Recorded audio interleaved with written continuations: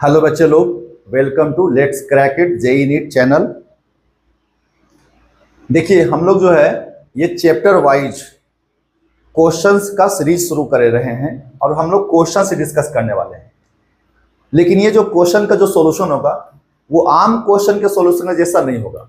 मेरा ये मकसद रहेगा कि जो भी मैं क्वेश्चन सोल्व कर रहा हूं उसके पीछे थ्योरी क्या जरूरत पड़ती है, मतलब एक थ्योरी का एक क्विक रिवीजन है।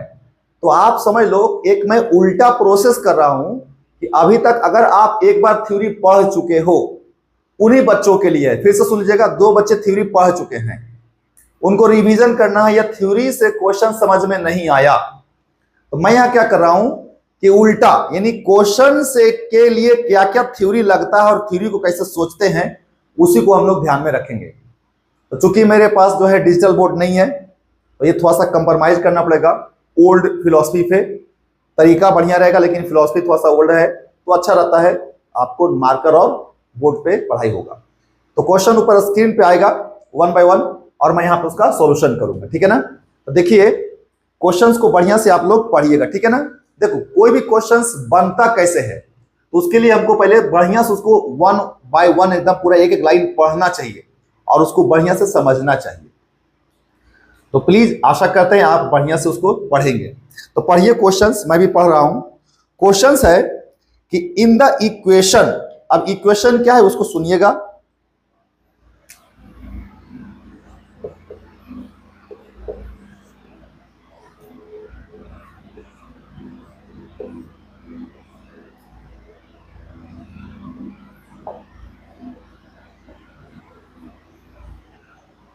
RT, X इज प्रेशर,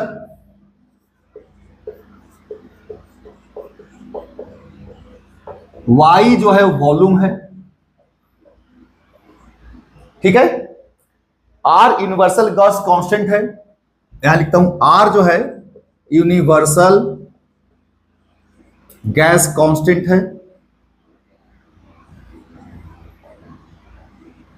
और T जो है वो टेम्परेचर है।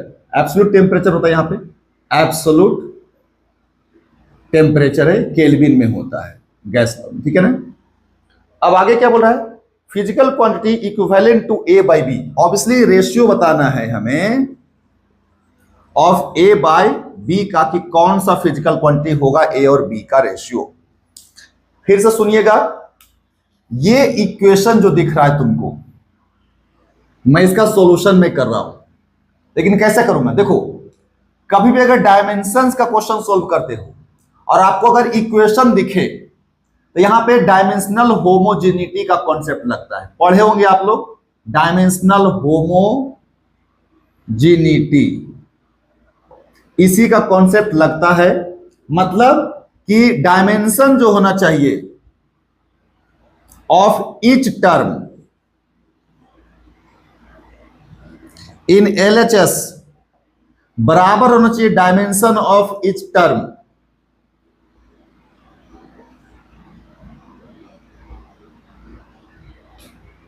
RHS। एक तो ये है, ईच टर्म किसको बोलेंगे, वो टर्म गुना भागा में नहीं होना चाहिए, प्लस या माइनस से अलग होना चाहिए। दूसरी बात, ये तो हो गया। दूसरी बात, ये जो है होमोजीनियस टर्म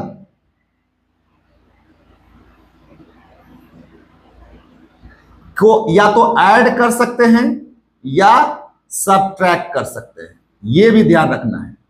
फिर से सुनिएगा, होमोजीनियस टर्म को ऐड कर सकते हैं या सबट्रैक्ट कर सकते हैं, ठीक है ना। मतलब कि मल्टीप्लाई डिवीजन का यहां पे कॉन्सेप्ट नहीं लगा रहा हूं मैं, ऐड और सब्सट्रैक्ट ये सबसे इंपॉर्टेंट बात है क्वेश्चन को सोल्व करने के लिए। होमोजीनियस का मतलब एक जैसा, अगर मुझे डिस्टेंस दिया हुआ है तो उसमें डिस्टेंस को ही जोड़ेंगे या डिस्टेंस को ही घटाएंगे, ठीक है। डिस्टेंस में टाइम नहीं जुड़ेगा। अब इतना अगर ये 2 बात पता है तो इस क्वेश्चन को हम आसानी से सोल्व कर लेंगे। कैसे भाई, अब आते हैं क्वेश्चंस पे। देखिए x जो है वो प्रेशर है और y जो है वो वॉल्यूम है, ठीक है। 2 बातें क्लियर हो गई। और हमको रेशियो किसका है, ए और बी का है। तो चलो इधर का डायमेंशन, डायमेंशन ऑफ इस टर्म ऑफ एलएचएस और आरएचएस में बराबर होना चाहिए, लेकिन ये दोनों मिला के एक टर्म है, क्योंकि यहां पे बीच में गुणा है, समझ लो ध्यान से। ये देखो, ये एक पूरा सिंगल टर्म मानोगे, ये एक पूरा सिंगल टर्म मानोगे, ये दोनों को मल्टीप्लाई करके ये इधर आ रहा है। लेकिन आगे और क्या बोल रहे हैं, होमोजेनियस टर्म को ही ऐड कर सकते हैं या सब्सट्रैक्ट कर सकते हैं। अब ऐड कहां दिख रहा है सर, यहां पे ऐड दिख रहा है, ये देखो, ये ऐड है, ये देखो ऐड है, मतलब ये टर्म और ये टर्म सेम होना चाहिए। देखो ये टर्म और ये टर्म सेम होना चाहिए। तो एक्स क्या है बच्चा, प्रेशर है। तो अगर ये प्रेशर है तो इसको भी क्या होना चाहिए, प्रेशर होना चाहिए। एक जैसा होमोजेनियस टर्म को ही ऐड या सब्सट्रैक्ट करते हैं। तो अगर ये एक्स प्रेशर है तो ए अपॉन वाई स्क्वायर भी प्रेशर ही होना चाहिए। तो हम यहां पे पहला चीज तो लिख दिया, A upon Y square is equal to pressure. ठीक है, अच्छा चलो इसकी जरूरत पड़ेगी हमको, इसको हम इक्वेशन 1 बोलते हैं, क्योंकि हमको ए और बी चाहिए, समझना ध्यान से, ठीक है ना, ए और बी चाहिए। और आगे क्या है बच्चा, तो सर y भी पता है मेरे को, y कितना है, वॉल्यूम है, तो मैं इसको 1 क्यों मानूं। चलो देखो यहाँ y क्या है, वॉल्यूम है, यहां पे वॉल्यूम लिख देंगे, तो a और अपॉन वॉल्यूम का स्क्वायर बराबर प्रेशर आ जाएगा। तो a यहां से निकल गया, a की वैल्यू आ गई प्रेशर इंटू वॉल्यूम का स्क्वायर। चलिए a निकल गया, अब किसकी है जरूरत, b का है, तो b को भी देखते हैं। b के लिए देखो यहां पे आ जाओ, फिर से देखो होमोजेनियस टर्म को ही ऐड या सब्सट्रैक्ट करते हैं। फिर से सुन लेना, ये क्वेश्चंस का सीरीज सिर्फ सॉल्यूशन करना नहीं है, इस क्वेश्चंस के थ्रू हमें सिखाना है थ्योरी, ठीक है, ये बात को आपको ध्यान रखना है। अब देखिए y को घटाया गया है किसके साथ, b के साथ, तो ये और ये दोनों सेम होना चाहिए, होमोजेनियस होना चाहिए। जोड़ा गया टर्म या घटाया गया टर्म सेम होता है, होमोजेनियस होता है। तो y तो ये वॉल्यूम है, ये वॉल्यूम है, तो b को भी क्या होना पड़ेगा, वॉल्यूम होना पड़ेगा, b को भी क्या होना पड़ेगा, वॉल्यूम होना पड़ेगा। तो दूसरा चीज पता चला, दूसरा इक्वेशन ये हो गया, क्वेश्चन 1 ए निकला था यहां से। दूसरा इक्वेशन लिख देंगे क्या चीज, b जो है वो वॉल्यूम है, तो b को लिख देंगे हम लोग वॉल्यूम। चलिए जी, a का मतलब प्रेशर इंटू वॉल्यूम का स्क्वायर और b का मतलब वॉल्यूम। तो यहां से a अपॉन b का रेशियो जो पूछा है वो आराम से आ जाएगा। तो क्या आ जाएगा सॉल्यूशन, तो सॉल्यूशन हम लोग ने कर दिया, क्या आ जाएगा बताइए। तो a है हमारा और b निकालना है, तो एक जगह पे लिखेंगे प्रेशर इंटू वॉल्यूम का स्क्वायर, तो लिख देंगे प्रेशर इंटू वॉल्यूम का स्क्वायर डिवाइडेड बाय, नीचे क्या है बच्चा, वॉल्यूम, तो नीचे आ जाएगा वॉल्यूम। अब देखिए ये वॉल्यूम का स्क्वायर है, नीचे वॉल्यूम है, तो एक वॉल्यूम से एक वॉल्यूम कट जाएगा, तो क्या आया बताइए मेरे को, ये आ गया प्रेशर इंटू वॉल्यूम। अब प्रेशर इंटू वॉल्यूम होता है एनर्जी, ये बात ध्यान रखना, ये होता है एनर्जी। प्रेशर इंटू वॉल्यूम क्या होता है, एनर्जी, या वर्क भी इसको बोल सकते हो, वर्क। तो एनर्जी भी होता है और वर्क भी होता है। अगर आप ऑप्शन को पढ़ेंगे तो आपको यहां से एनर्जी का आराम से ऑप्शन मैच कर जाएगा, ठीक है, कोई दिक्कत नहीं ना, बिल्कुल ही आसान सा क्वेश्चन था। अगर मैं इस क्वेश्चन में और भी कुछ पूछता तो क्या पूछ सकता था, चलो इसको मैं मिटाता हूं। देखो ये मकसद मेरा क्वेश्चन सॉल्व करना नहीं है, मेरा मकसद है थ्योरी समझाना। फिर से वही बात मैं बोल रहा हूं, मेरा मकसद है थ्योरी समझाना, ना कि क्वेश्चन को सॉल्व करना, ये बात आप लोग समझ लीजिए। अच्छा इसमें और क्या पूछ सकता था, अगर पूछता कि बताइए ए का डायमेंशन क्या होगा, डायमेंशन अगर पूछता ए का, इसी क्वेश्चन में अगर ए का डायमेंशन आपसे पूछता, तो ए तो निकाल चुके हो तुम, ए निकाले हो कितना बताइए, प्रेशर इंटू वॉल्यूम का स्क्वायर। प्रेशर का डायमेंशन आपको लिखना पड़ेगा, तो फोर्स अब बाय एरिया इंटू वॉल्यूम के लिए एरिया इंटू लेंथ। मैं छोटा छोटा कर रहा हूं सीखने के लिए। ये एरिया गया, बच गया फोर्स, सॉरी वॉल्यूम स्क्वायर है ना, ओ गड़बड़ हो गया, स्क्वायर लिखना था बच्चा यहाँ पे, है ना। तो एक एरिया यहां पे बचा रह जाएगा, तो एरिया एक बचा रह जाएगा, इंटू लेंथ का स्क्वायर ही बचेगा, लेंथ का स्क्वायर बचेगा। क्यों? क्योंकि स्क्वायर में तो एक ही गया है ना, एरिया एक तो बचा हुआ है ना, एक बचा रह जाएगा। अब सबका डायमेंशन लिख दीजिए। इसका आप जानते हैं MLT-2 होता है, एरिया का आप जानते हैं L का स्क्वायर होता है, और लेंथ के लिए L का स्क्वायर यहां पे होगा। अब आप टोटल अगर देखेंगे तो M आ जाएगा, L यहां पे 2, यहां पे 2 4 और एक यहां पे 1 था। L का वैल्यू कितना आ जाएगा 5, और T के पावर क्या हो जाएगा -2। खत्म, बहुत आसान था। अगर B का पूछता तो B तो डायरेक्ट वॉल्यूम है ना, अगर पूछता डायमेंशन ऑफ B तो B तो डायरेक्ट वॉल्यूम है, तो क्या आ जाता है L का Q आ जाता है आंसर, डायरेक्ट L का Q आ जाता। आता कि नहीं आता? डायरेक्ट L का Q आंसर आ जाता, कोई दिक्कत ही नहीं होता। तो ये रहा question number 1 units and dimensions का। सिलेक्टिव क्वेश्चंस रहेगा, 5 या 6 क्वेश्चंस रहेगा बस। नेक्स्ट क्वेश्चन पढ़िएगा, आएगा ऊपर, पढ़िएगा, है ना। क्वेश्चंस मैं पढ़ रहा हूं। If force, velocity and time are considered as fundamental quantity. ये क्या होता है कि जब हम फंडामेंटल क्वांटिटी को चेंज कर देते हैं, क्योंकि टोटल फंडामेंटल क्वांटिटी 7 है, तो हम सभी का डायमेंशन उन्हीं 7 के रिस्पेक्ट में ही निकालते हैं, 7 के ही टर्म में निकालते हैं। लेकिन ये एक क्वेश्चन आता है जिसमें कि फंडामेंटल को बदल देता है, किसी और को बोलता है। देखो क्या बोल रहा है, समझना कि force, velocity and time are chosen as fundamental quantity. तो यहां पर मैं लिखता हूं फोर्स जो हो गया F, वेलोसिटी जो हो गया V, और टाइम जो हो गया T।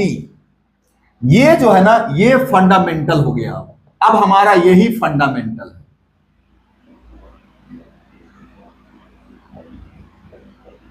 Very good, fundamental quantity है। तो find the dimensional formula of density. हमको निकालना है डायमेंशनल फॉर्मूला ऑफ डेंसिटी। फिर से सुनना, एकदम हड़बड़ाना नहीं है, बहुत ही सिंपल क्वेश्चन होता है, बच्चा जैसा होता है। लेकिन हम क्वेश्चन को सोल्व नहीं करेंगे, हम तो सीखेंगे आराम से कि कैसे सोचते हैं हम। आप सर सोच देते हैं, हमसे काहे नहीं सोच पाता है, बच्चा का ही क्वेश्चन होता है। तो कैसे सोचेंगे वो समझो। तभी देखो, हमको लिखना है डायमेंशनल फॉर्मूला ऑफ डेंसिटी। हमेशा कोई भी डायमेंशन किस में लिखा जाता है? फंडामेंटल क्वांटिटी के टर्म में। इस क्वेश्चन में फंडामेंटल कौन कौन है? फोर्स, वेलोसिटी और टाइम। तो हमें डेंसिटी का डायमेंशन इसी 3 में लिखना होगा। लेकिन सर हम उसके ऊपर पावर कितना देंगे? फोर्स के लिए पावर होता है m के पावर 1, l के पावर 2, t के पावर माइनस l के पावर 1, t के पावर -2। एनर्जी का ml2t -2 ऐसा होता है। यहां पे हमको डेंसिटी को लिखना है, डेंसिटी का मतलब रो, इसको लिखना है किसके रूप में? इसके रूप में लिखना है। क्या? फोर्स, वेलोसिटी और टाइम। तो फोर्स के रूप में लिखना है, वेलोसिटी के रूप में लिखना और टाइम के रिस्पेक्ट में। लेकिन सर यहां पे पावर कितना कितना दे ये तो पता ही नहीं है, तो तुमको कुछ मान लो। मान लो फोर्स का पावर A, वेलोसिटी का पावर B और टाइम का पावर C मान लिया ना। यानी कि डेंसिटी का जो डायमेंशनल फॉर्मूला आया किस रूप में? फोर्स, वेलोसिटी एंड टाइम, इन तीनों के रूप में आया। फोर्स का पावर A, वेलोसिटी का पावर B और टाइम का पावर C के रूप में आ गया। लेकिन अब हमें A कितना है, B कितना है और C कितना ये पता करना है। तो अब यहीं से तुम्हारे दिमाग की बत्ती जलेगी कि सर ये तो 3 अननोन हो गया, 3 अननोन हो गया। अगर ये 3 अननोन हो गया तो हमको 3 को इक्वेशन चाहिए अननोन के लिए, तभी तो निकलेगा ना। तो उसके लिए फिर से लगाते हैं डायमेंशनल होमोजेनिटी। डायमेंशनल होमोजेनिटी क्यों? क्योंकि ये तो एक इक्वेशन बन गया। तो LHS का डायमेंशन और RHS का डायमेंशन क्या होना चाहिए, सेम होना चाहिए। और ये लगाने के लिए सुनिएगा ध्यान से, ये जो इक्वेशन लगाते हैं इसमें फंडामेंटल वाला डायमेंशन यूज होता है, फंडामेंटल क्वांटिटी का डायमेंशन होगा, ठीक है ना, ये ध्यान रखना है। तो चलो भाई यहां पे फंडामेंटल वाला लगाएंगे। तो ये है डेंसिटी, डेंसिटी का डायमेंशन लिखेंगे। तो चलो भाई डेंसिटी का डायमेंशन इधर लिखता हूं, इधर सोल्व में इधर करूंगा, है ना। डेंसिटी का डायमेंशन लिखो, डायमेंशन ऑफ डेंसिटी क्या होता है, मास बटा वॉल्यूम होता है, m l के पावर -3 होता है। डायमेंशन ऑफ फोर्स चाहिए, राइट साइड में फोर्स है ना, फोर्स का डायमेंशन m l t -2 होता है। और क्या चाहिए, डायमेंशन ऑफ v चाहिए, l t -1 होता है। और टाइम का तो टाइम ही रहेगा,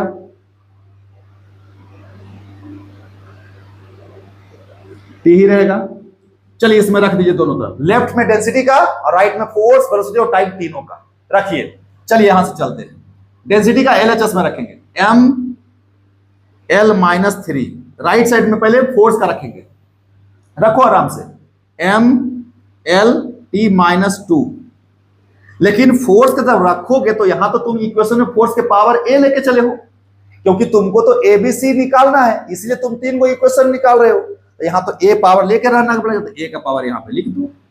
फिर वेलोसिटी है, तो वेलोसिटी के लिए क्या रखोगे, l t -1 पावर में b और t अब पावर में क्या लिखेंगे c, सबका वैल्यू रख दिए। अब इसी को सोल्व करोगे दोनों तरफ तो हमारा 3 को इक्वेशन आ जाएगा। जैसे देखो यहां पे मास का पावर यहां पे 1 है, लेंथ का पावर -3 है और t के पावर 0 है। ये किधर है, LHS में मास का पावर 1 है, लेंथ का पावर -3 है और t का पावर 0 है। राइट साइड में देखते हैं मास कहीं भी है नहीं, एक जगह है सिर्फ, यहां पे m है। यहां पे पावर कितना है, पूरे का पावर कितना है, a है, यानी मास का पावर भी कौन होगा, a होगा, तो m के पावर a हो जाएगा। l की बात करेंगे, l तीनों जगह देखेंगे, यहां है, यहां है, यहां नहीं है, 2 जगह तो है ना। तो देखो अगर इन दोनों को मल्टीप्लाई करेंगे, क्योंकि ये मल्टीप्लाई है, अगर इन दोनों को मल्टीप्लाई करेंगे तो पावर तो ऐड होगा, बिल्कुल होगा सर। तो यहाँ पे l के पावर कुछ नहीं है, लेकिन यहाँ पे a है ना, तो यहाँ पे अगर मैं 1 बोल दूं तो 1 × a, तो यहाँ पे l के पावर a आ जाएगा। और यहाँ पे l के पावर कितना है, b है, देखो यहाँ पे अगर 1 है तो 1 को b से गुना करेंगे तो b आएगा कि नहीं आएगा। अब ये दोनों पावर जुड़ेगा, यहाँ पे l के पावर a है, यहाँ पे l के पावर b है, a + b लिख देंगे टोटल पावर l का, क्योंकि l 2 जगह है, यहाँ पे भी है और यहाँ पे भी है। अब आइए t के जगह पे लिखेंगे, t के जगह पे, t के जगह पे t में देखो यहाँ पे t है, यहाँ पे t है, यहाँ पे t है, यानी t 3 जगह है, तो तीनों का पावर क्या होगा, ऐड होगा, तो टाइम पे 3 पावर ऐड होगा। यहाँ पे कितना पावर है, -2 इधर, और पूरे का पावर में a था ना, तो -2 × a, क्योंकि पावर पे पावर मल्टीप्लाई होता है, तो -2 × a क्या हो जाएगा, -2a। यहां पे क्या हो जाएगा, -1 × b, तो -1b, तो -1b। और यहां पे क्या हो जाएगा, पावर में c है ना, तो देखो प्लस है नहीं, तो प्लस में क्या हो जाएगा, c हो जाएगा। ये हो गया हमारा टोटल इक्वेशन। अब देखो m को कंपेयर करोगे m से, क्योंकि LHS का डायमेंशन और RHS का डायमेंशन बराबर होना चाहिए। L वाले को कंपेयर करोगे L से और T वाले को कंपेयर करोगे T से, तो आ जाएगा। चलो यहाँ पे L के लिए बात करेंगे, 4m के लिए। लेफ्ट में कितना है पावर 1, राइट में पावर कितना है a, देखा a का वैल्यू आ गया ना, a का वैल्यू कितना आ गया 1, ABC ही तो निकालना था, a का वैल्यू आ गया 1। अब L वाला चलो तो फॉर L के पावर कितना है, यहाँ पे -3 है, इधर आ जाओ, इधर कितना है a + b है, और a पहले निकाल रखे हैं 1, या 1 रखेंगे, तो 1 + b, इधर में -3, इसको इधर भेज दो इधर में, तो b के जगह पर आ जाएगा -3 और -1 -4, और फिर कौन सा बचा t वाला, फॉर t यहाँ पे कितना पावर है 0 बराबर, इधर में -2a -b + c, ये दोनों किधर भेज दो तो c निकल जाएगा, c का वैल्यू आ गया 2a + b, 2a मतलब 2 × 1, तो 2 अब बी की जगह पर -4 है तो -4 कितना आ गया, -2।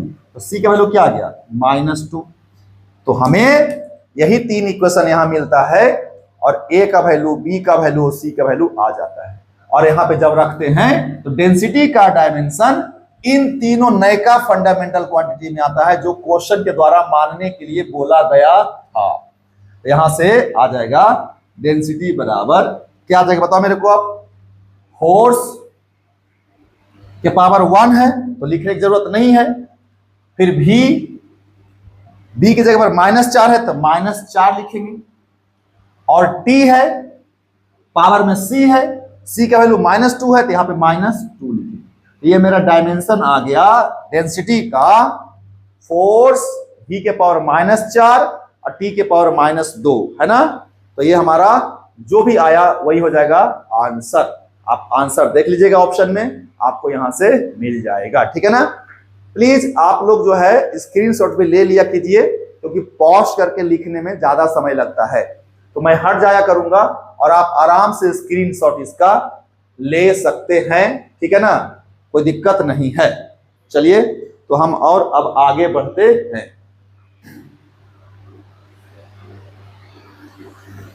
नेक्स्ट क्वेश्चन आप लोग वहां पढ़िएगा, ऊपर में स्क्रीन पर रहेगा, मेरा चेहरा दिखाई नहीं दे सकता, कट सकता है। Electric field in a region, यानी किसी जगह पे इलेक्ट्रिक फील्ड दिया हुआ है, सर्ट गिवन बाय। तो इलेक्ट्रिक फील्ड कैसे दिया हुआ है भाई, A/x का square I cap plus B/y³ J cap, यानी वेक्टर में है। SI unit of A and B are, तो हमें पूछ रहा है SI unit of A and B are. अब समझो तुम लोग, पहले तो यार तुम लोग एक चीज सोचो कि SI यूनिट निकालना रहे या डायमेंशन निकालना रहे। हमेशा ध्यान रखिएगा कि डायमेंशनल होमोजेनिटी मतलब LHS में क्या है, इलेक्ट्रिक फील्ड है। इसका यूनिट क्या होता है, SI यूनिट बता सकता है बच्चा। SI यूनिट पूछ रहा है ना, A और B का, A और B को भी भूल जाओ, LHS में इलेक्ट्रिक फील्ड है ना, इसका SI यूनिट क्या होता है बताओ। तो बोलेगा सर इसका होता है न्यूटन पर कूलम, और एक होता है वोल्ट पर मीटर। अब तुमको कौन सा लेना है ये तो तुम्हें ऑप्शन से पता चलेगा। तो मैं ऑप्शन को जहां तक देख रहा हूं सारे ऑप्शंस न्यूटन मीटर ऐसा में है सब, तो उसी में आएगा। अब दूसरा टर्म समझो, यहां देखो ये जुड़ा हुआ है, हाँ सर ये तो जुड़ा हुआ है, और ये आई डायरेक्शन है, एक्स डायरेक्शन,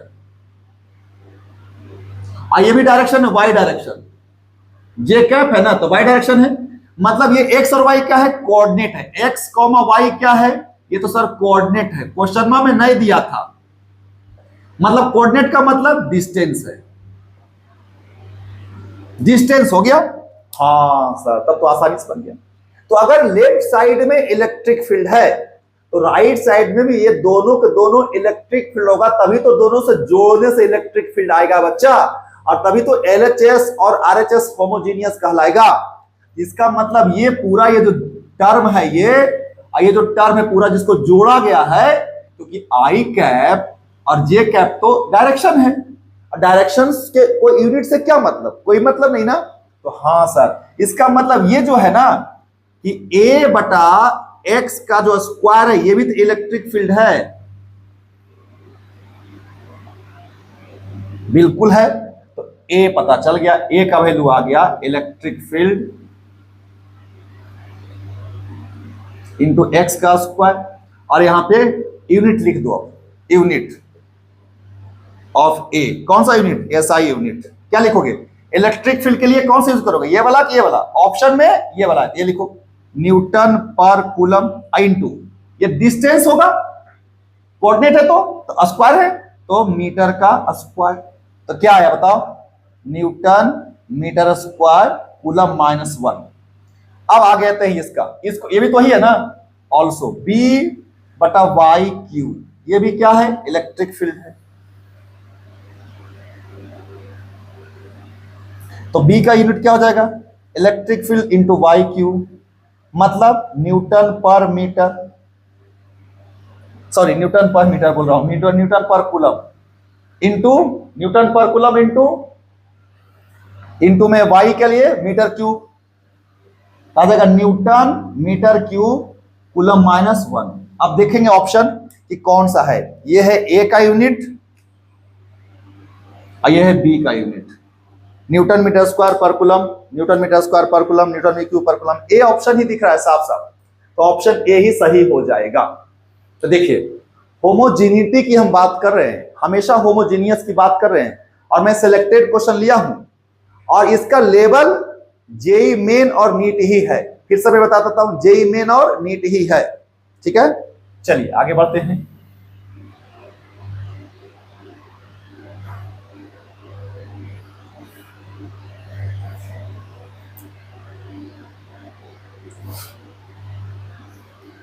नेक्स्ट क्वेश्चन जरा पढ़िएगा, थोड़ा सा लंबा चौड़ा क्वेश्चन है तो आप लोगों को ज्यादा दिक्कत होगा पढ़ने में, मैं पढ़ता हूं।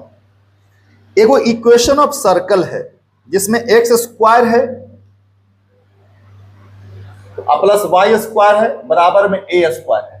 देखो ये जो रेडियस है, ये जो है ना ए, वो रेडियस है, मतलब रेडियस क्या है, एक तरीके से डिस्टेंस है। बिल्कुल सर, तो ये भी डिस्टेंस होना चाहिए, ये भी डिस्टेंस होना चाहिए, तभी तो रेडियस का स्क्वायर आएगा। पहला ये है A is radius, equation is modified to the change the origin other than 0 0। यहाँ पे जो ऑरिजिन होता है बच्चा वो 0 0 होता है, क्योंकि एक्स स्क्वायर और वाई स्क्वायर में 0 0 कम आता है। इसको ऐसे लिख सकते हो, x माइनस 0 का whole square plus Y minus 0 का होल स्क्वायर बराबर में ए स्क्वायर, ऐसे भी इसको लिख सकते हो। इसका मतलब कि जो सर्किल बनाएंगे, सर्किल के रेडियस ए लेंगे और सेंटर पे 0,0 लेंगे, ऐसा होता है। हालांकि जरूरत तो नहीं है, हमको निकालना है equation x minus A into T का whole square plus Y minus T upon B का whole square is equal to A square. बस dimension of T is as, यहां लिखल है, ये को कंफ्यूजन तो तुमको क्रिएट करेगा।